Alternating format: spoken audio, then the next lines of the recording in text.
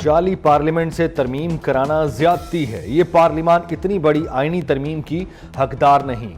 مولانا فضل الرحمان کی پشاور میں news conference, کہا عوامی حکومت مرکز میں ہے، نہ ہی خیبر پختونخوا میں۔ پارلیمان کی خود مختاری پر کوئی سمجھوتا نہیں ہونا چاہیے۔ Peoples party, P T I, J U I اپنے اپنے مسودے بنا رہے ہیں۔ انفارچونیٹلی افتخار چودھری اور ثاقب نثار نے عدلیہ کو یرغمال بنایا۔ عمر عطا بندیال کی ججمنٹ نے جو ووٹ آف نو کانفیڈنس ہے اس کا وجود ہی ختم کر دیا۔ اس میں چند لوگ جو کہ قابض ہو کے اس ملک کا سیاسی نقشہ ہی تبدیل کر دیتے ہیں۔ آئینی ترمیم ضرور ہوگی، نمبرز بھی پورے ہیں۔ شرجیل میمن نے کہا پیپلز پارٹی کے لیے کوئی بھی چیف جسٹس قابل قبول ہے۔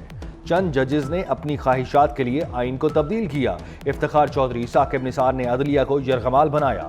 عمر عطا بندیال کے فیصلے نے تحریک عدم اعتماد کا وجود ہی ختم کر دیا۔ آئینی ترمیم سے معاملات بہتر ہوں گے۔ وزیر اعلیٰ خیبر پختونخوا علی امین گنڈا پور کی پھر دھمکی، کہا دوبارہ آئیں گے تو سیدھے اڈیالہ جیل جائیں گے۔ عوام کے حقوق کے لیے کھلی جنگ ہوگی، اداروں سے ٹکراؤ نہیں چاہتے، احتجاج جاری رکھیں گے، اب ڈیل ہوگی نہ ہی مذاکرات۔ مولانا فضل الرحمان نے علی امین گنڈا پور کو بڑبولا شخص قرار دے دیا۔ کہتے ہیں علی امین گنڈا پور کے بیان پر رد عمل دینا توہین سمجھتا ہوں۔ وزیر اعلیٰ خیبر پختونخوا کا بیان بچگانہ ہے، صوبوں کو آپس میں لڑانے کی حمایت نہیں کر سکتا۔ گنڈا پور کو یاد دلائیں 15 دن ہو گئے، غیرت کھاؤ اور اپنے لیڈر کو چھڑاؤ۔ شرجیل میمن کی تنقید، کہا علی امین گنڈا پور وکٹ کے دونوں طرف کھیل رہے۔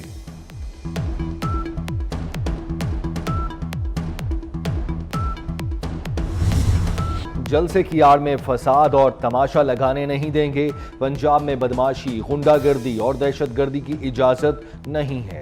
حالات خرابی کی ذمہ داری علی امین گنڈا پور پر عائد ہوگی۔ عظمہ بخاری کی کڑی تنقید، کہا وزیر اعلیٰ کے پی نے لاؤ لشکر کے ساتھ انقلاب لانے کی کوشش کی۔ گنڈا پور کے نجی فورس نے کانچ کے ٹکڑے مارے جس سے 25 پولیس اہلکار زخمی ہوئے۔ قانون ہاتھ میں لینے والوں سے سختی سے نمٹا جائے گا۔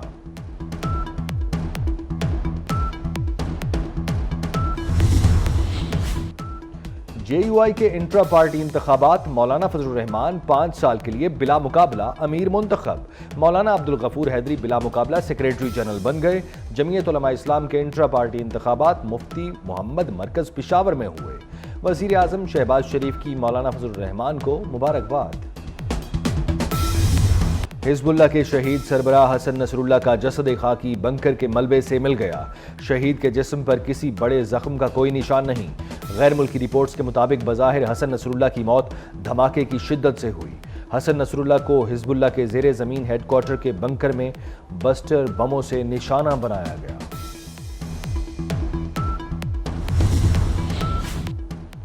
حزب اللہ سربراہ حسن نصر اللہ کو نشانہ بنانے کے لیے جدید ترین بنکر بسٹر بموں کا استعمال۔ اسرائیلی طیاروں نے ہدف پر 100 اقسام کے بارود برسائے۔ ہدف پر ہر 2 سیکنڈ بعد بارود ایک ہی نشانے پر گرایا گیا۔ بم کا وزن 30,000 پاؤنڈ، 200 فٹ تک مضبوط کنکریٹ یا 60 فٹ تک زمین میں گھسنے کی صلاحیت رکھتا ہے۔ ایرانی وزیر خارجہ کے مطابق امریکہ نے اسرائیل کو 5,000 پاؤنڈ وزنی بنکر بسٹر بم فراہم کی۔ حزب اللہ کے سربراہ حسن نصر اللہ کی شہادت، ایران، عراق اور لبنان سمیت مختلف ممالک میں احتجاج ریکارڈ کرایا گیا۔ بغداد میں مظاہرین نے امریکی سفارت خانے کا گھیراؤ کیا۔ تہران میں ہزاروں افراد کا احتجاجی مظاہرہ۔ مظاہرین کا اسرائیل سے حسن نصر اللہ کے قتل کا بدلہ لینے کا مطالبہ۔ لبنان میں سرکاری سطح پر 3 روزہ سوگ۔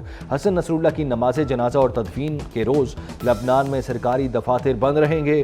ایران اور عراق کا بھی 5 روزہ سوگ کا اعلان۔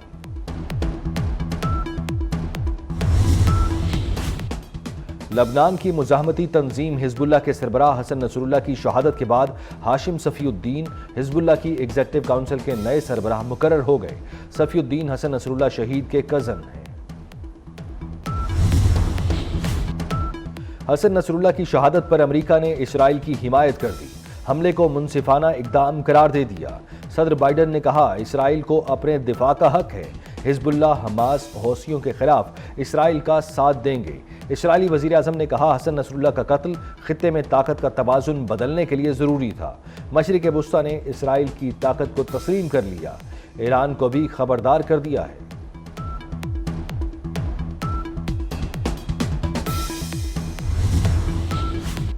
لبنان کی کشیدہ صورتحال، کئی پاکستانی خاندان بیروت میں پھنس گئے۔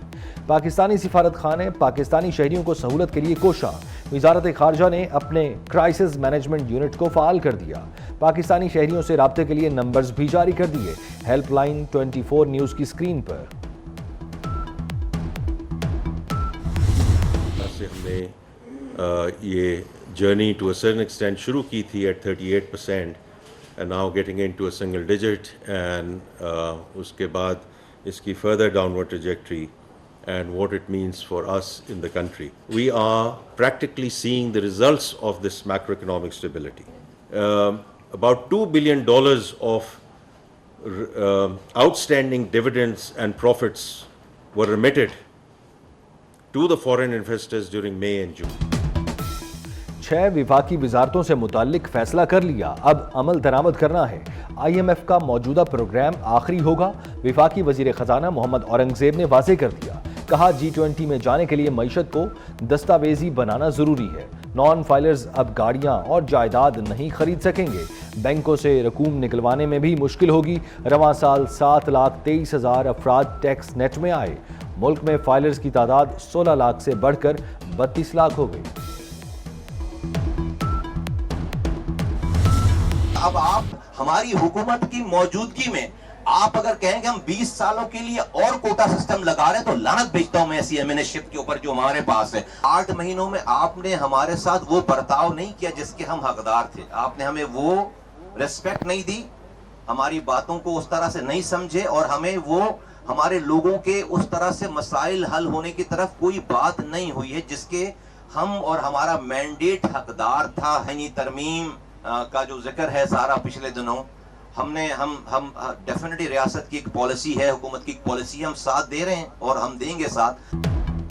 MQM پاکستان کی حکومت چھوڑنے کی دھمکی، کہتے ہیں زبردستی 20 سال کے لیے کوٹا سسٹم نافذ کرنے کی کوشش کی گئی تو اسمبلی رکنیت چھوڑ دیں گے۔ نون لیگ نے 8 ماہ میں وہ عزت نہیں دی جس کے ہم حقدار تھے۔ بلدیاتی اختیارات کا معاملہ حل کیا جائے، ساتھ ہی آئینی ترمیم پر حکومت کا ساتھ دینے کا اعلان بھی کر دیا۔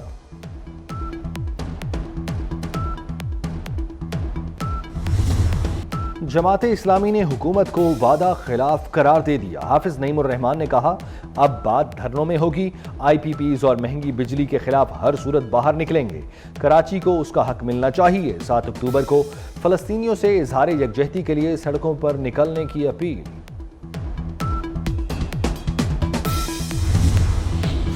اسلام آباد میں غزہ بچاؤ مارچ پر پولیس کا ایکشن، رہنما جماعت اسلامی مشتاق احمد کو اہلیہ سمیت گرفتار کر لیا گیا۔ پولیس کے مطابق غزہ بچاؤ مارچ میں 10 مظاہرین کو گرفتار کیا گیا۔ پاکستان اور چین باہمی تعلقات مزید مستحکم بنانے کے لیے پرعزم، وزیر داخلہ محسن نقوی کی چینی کونسل جنرل یاؤ شیرین سے اہم ملاقات۔ محسن نقوی نے چین کے یوم تاسیس پر چینی کونسل جنرل کو مبارکباد دی۔ کہا پاکستان کی معیشت مستحکم بنانے میں چین کا تاریخی کردار ناقابل فراموش ہے۔ سی پیک نے پاک چین دوستی کو نئی بلندیوں پر پہنچایا۔ چینی کونسل جنرل نے چینی سرمایہ کاروں کی درخواست پر ترامیم پر وزیر داخلہ کا شکریہ ادا کیا۔ کہا پاکستان بہترین دوست ہے، تعاون جاری رہے گا۔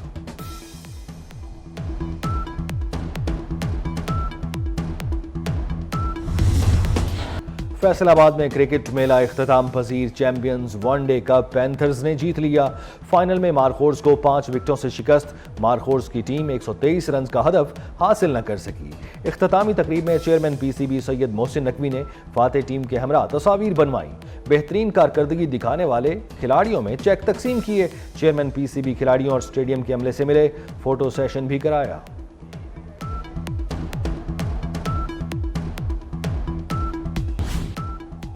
قومی ٹیم کی سلیکشن کمیٹی کے رکن محمد یوسف عہدے سے مستعفی ہو گئے۔ محمد یوسف نے ذاتی وجوہات کی بنا پر استعفیٰ دیا۔ محمد یوسف کا کہنا ہے کہ قومی کرکٹ ٹیم کی خدمت کرنے پر فخر ہے، کھلاڑیوں کے جذبے اور ٹیلنٹ پر پورا یقین ہے۔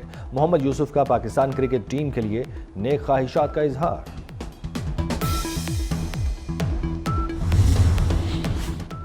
شارلٹسویل اوپن اسکواش چیمپئن شپ فائنل میں پاکستان کی شاندار کارکردگی اور کامیابی۔ پاکستانی اسکواش کھلاڑی عاصم خان نے वर्ल्ड टूर टाइटल जीत लिया। इंग्लैंड के खिलाड़ी को 3-1 से शिकस्त। गवर्नर सिंध कामरान टिसोरी मियां चन्नू में अरशद नदीम के घर पहुंच गए। कौमी हीरो से उनके घर में मुलाकात, फैमिली के हमरा खाना खाया, ओलंपियन के साथ मैराथन ब्रांड एम्बेसडर का मुआहदा साइन किया। अरशद नदीम के वालिद को सल्यूट करता हूं जिन्होंने कम वसाइल में बेटे को इस काबिल बनाया। गजा में मसलूम फलस्तीनियों की नस्ल कुशी ना रुक सकी। इसराइल के वहशियाना हमले जारी, सेहोनी फौज की मुख्तलिफ इलाकों में बमबारी, 52 फलस्तीनी शहीद, 118 जख्मी। शहीद फलस्तीनियों की तादाद 41,586 हो गई। इसराइली जारहियत में 96,210 जख्मी हो चुके। मशरिक़ वस्ता में कशीदगी के बायस आलमी मंडी में खाम तेल की कीमतों में इजाफा। लबनान पर इसराइली हमले के बाद आलमी मंडी में खाम तेल 0.94% महंगा हो गया। ब्रेंट ऑयल की कीमत $72.27 फी बैरल तक पहुंच गई। चीन की एटमी आबदोज तैयारी के मरहले में डूब गई। सेटेलाइट से ली गई तस्वीर वायरल होने पर चीन के लिए सुर्खी। अमरीकी महकमा दिफा के सीनियर ओहदेदार के मुताबिक ये एटमी आबदोज शिपयार्ड की हदूद में ही डूब गई।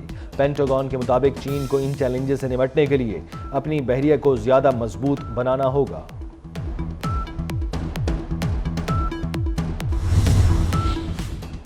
नेपाल में बारिशों के बाद सैलाब और लैंड स्लाइडिंग, मुख्तलिफ वाकयात में 100 अफराद हलाक, दर्जनों जख्मी। सैलाबी रेले की जद में आकर 70 से ज्यादा अफराद लापता हो गए। मुल्क में मवासलाती निज़ाम दरहम बरहम, एयरपोर्ट्स पर फ्लाइट शेड्यूल बुरी तरह मुतासिर। और कराची में वर्ल्ड कल्चर फेस्टिवल रंगारंग, मेगा कॉन्सर्ट में मुल्की और गैर मुल्की धुनों आवाज़ों ने जादू जगाया। आलमी शोहरत याफ्ता फनकारों ने फन का मुजाहिरा किया। पीस जॉलिस, मदन गोपाल जलवागर, नफीस अहमद, बशीर खान की परफॉर्मेंस से शायकीन खूब महजूज हुए।